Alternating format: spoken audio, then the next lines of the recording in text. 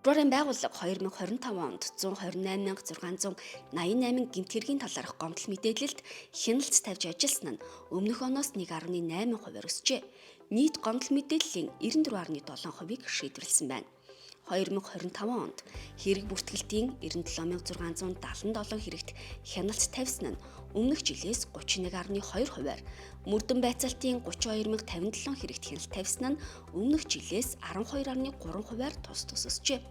Хяналт тавьсан мөрдөн байцаалтын хэргийн 83% нь хөнгөн, 17% нь хүнд хэрэг байна.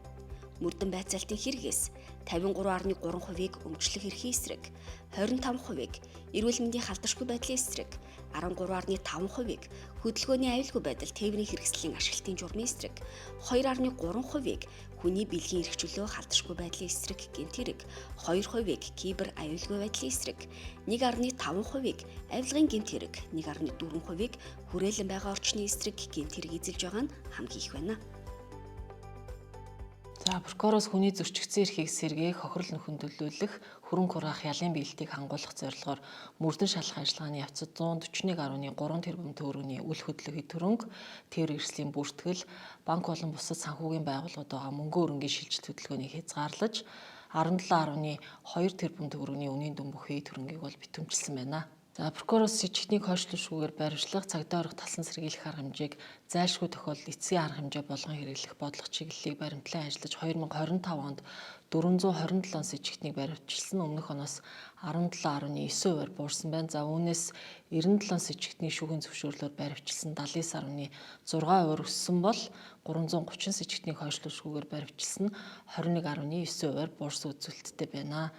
За прокурор сэжигтнийг хойшлуулшгүйгээр баримтжилсан мөрдөгчийн 208 саналыг үнэлэхгүй гэж үзэж баталгаас татгалзсан бол ялагдагчид цагдаа орох талсан сэргийлэх арга хэмжээ авах тухай мөрдөгчийн 27 саналыг хүлээн авахаас татгалзаж хүний зөрчигдсөн эрхийг сэргээн ажилласан байна.